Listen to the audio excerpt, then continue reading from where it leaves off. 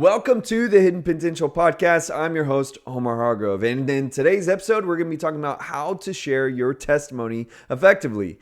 In this episode, we're going to break down how to organize your story in an effective way. We're also going to look at how you can have both a long and short version of your testimony. And we're going to learn how to adapt your story according to your audience.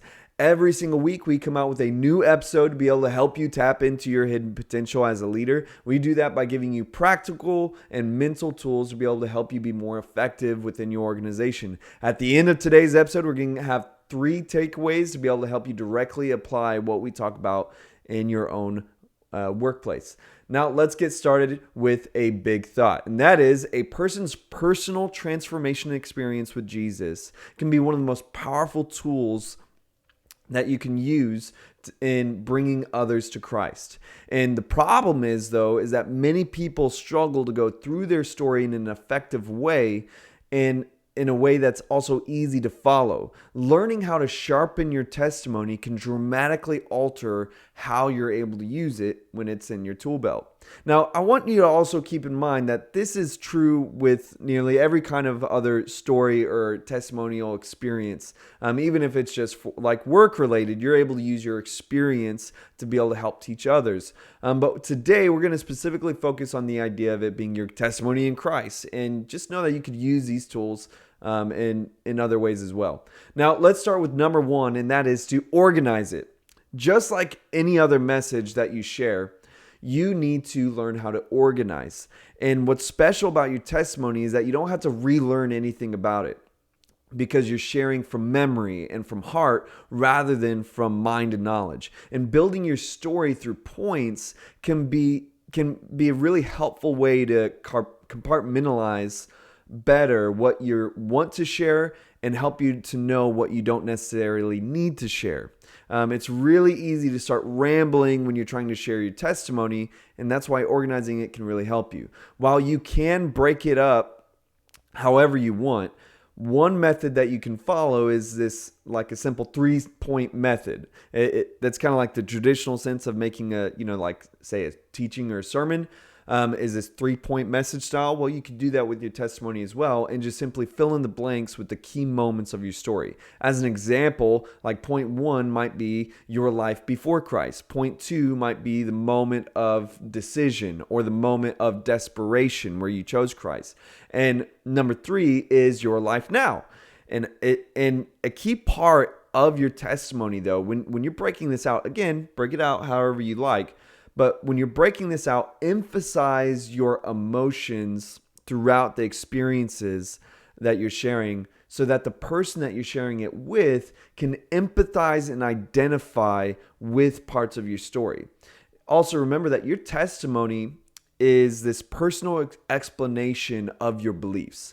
It's where you're leading people on this journey that you went through in order for them to understand why you believe what you believe now. Y'all dig what I'm saying? And again, it's going to take practice, but you want people to connect with it. That's one of the biggest purposes of a testimony is to connect with your story. Now, let's go on to number 2. Now we know the importance of organizing it. Let's go into number 2, which is having multiple versions of it. See, everyone's story is meaningful and unique. Everyone. And a lot of people don't want to leave out possible important details when they're sharing their story. And you have to learn how to discern how much time you should spend on each little part and also with the person that you're sharing with. Do you have a lot of time that you're sharing with, or are they getting exasperated by you taking too much of their time? See, that's why you should learn how to have both a long version, which would probably be like 20 minutes, or a short version, which is about 2 minutes. You might be thinking, how can I have 20 minutes here but only 2 minutes there? See, the best way to work on having that effective communication of your testimony, regardless of using 20 minutes or 2 minutes, is by practicing and rehearsing it. You have to work on knowing what you should share and what you don't need to share, and break down the parts that are essential and what parts are supplemental. For me, that's taken years of practice, but I can, when I was driving for Uber and Lyft, there would be times where I only had 2 minutes and I would share my story, and it was very effective. People would, it was turned into a very meaningful conversation. So 2-minute car ride. And then there's also been times where I used an entire sermon time to share my testimony. And again, it's learning what is essential and what is supplemental. But you got to practice at having both a long and a short version. Today's episode is brought to you by Gravetop Designs online store. Visit gravetopdesigns.com/shop to find custom-made Christian clothing that's edgy and actually looks good. I crafted all of the designs myself, so I'd love to hear your feedback and tell me what you think. Share your next purchase on Instagram and tag Gravetop Designs for a chance to get 10% off your next order. Shop today, help support this channel. Again, that's gravetopdesigns.com/shop. Now let's go into number 3, and that is adapt to your audience. See, while at first glance you might think that you can't necessarily change your testimony because you can't change your experiences, you are able to change what you emphasize on in your story. If you know that your specific audience has this general experience, then you should change what you emphasize on so that you're able to relate to that. You should hone into whatever your audience would best relate to. And it's just like what Paul says. He says that he is all things to all people. When he's with the Jews, he acts like a Jew. When he's with the Gentiles, he acts like a Gentile. And that's what we're doing here with our testimonies. We're trying to emphasize our relation with one another to have a better connection.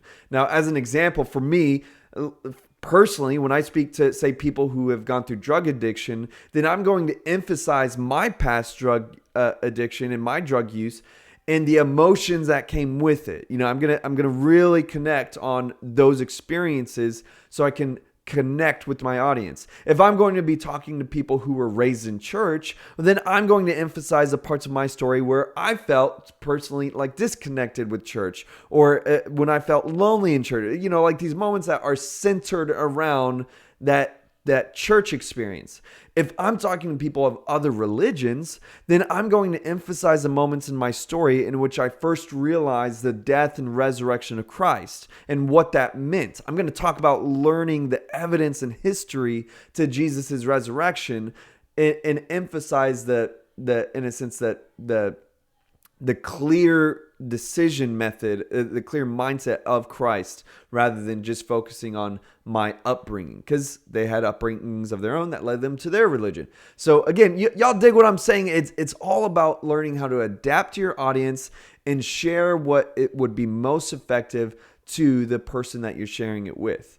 Now, with all that I'm saying, I want to make it clear that your story is valuable, and that one of the best ways to get better at sharing your story is, one, know that you never have to exaggerate parts of your story. You always need to be honest. Don't make stuff up or make things seem worse than they were. A lot of people that I speak to who were, say, raised in church, they didn't have like this, what they call a Paul in Damascus moment. They almost feel embarrassed of their testimony. They're like, well, I was raised in the church and gave my life to Christ when I was 9 and then really came to Christ when I was 15. And it's like, it doesn't seem that, dramatic, but you got to know that your testimony experiences are still valid. They're still valuable.